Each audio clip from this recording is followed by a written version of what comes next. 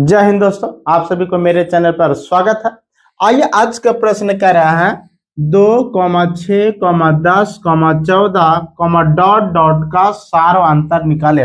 आज का जो प्रश्न है वह क्लास 10th का प्रश्न है, ठीक है। और इस प्रकार का प्रश्न हमेशा पूछा जाता है, इसलिए इसको हम लोग VVI प्रश्न भी कहेंगे, ठीक है।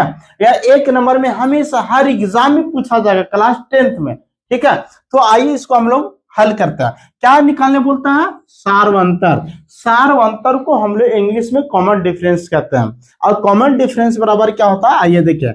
हम लोग इसको डी से इंडिकेट करते हैं, तो कॉमन डिफरेंस है डी बराबर क्या हो जाता है, तो A2 माइनस A1, यानी दूसरा पद माइनस पहला पद, ठीक है। अब इसको अगर इसी प्रकार का आगे बोलेगा कि AP ज्ञात करे, है ना, तो इसको हम लोग बोलेंगे D1, ठीक है। अब D2 बराबर का होगा, इसे देखिए, तो D2 बराबर होता है A3 माइनस A2।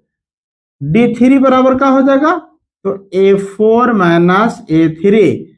D4 बराबर का होगा, तो A5 माइनस A4। इस प्रकार से आप AP भी ज्ञात कर सकते हैं, लेकिन आपको याद रखना है D बराबर A2 माइनस A1। D बराबर A2 माइनस A1। अब देखिए A1 A2 किसको बोलेंगे, इसे देखिए। सबसे पहले यहां लिखेंगे, यहां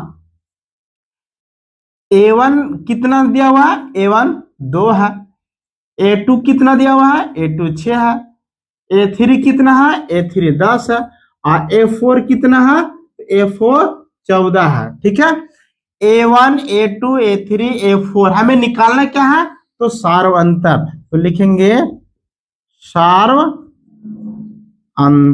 यानी D, ठीक है। D निकालना हम लोग को कॉमन डिफरेंस, तो D बराबर क्या लिखे हैं फॉर्मूला, तो A2 minus A1। A2 minus A1। A2 कितना दिया हुआ है, A2 6 है, माइनस A1 कितना दिया हुआ है, A1 2 है, ठीक है ना। अब 6 में 2 घटा देंगे तो कितना हो जाएगा, 4।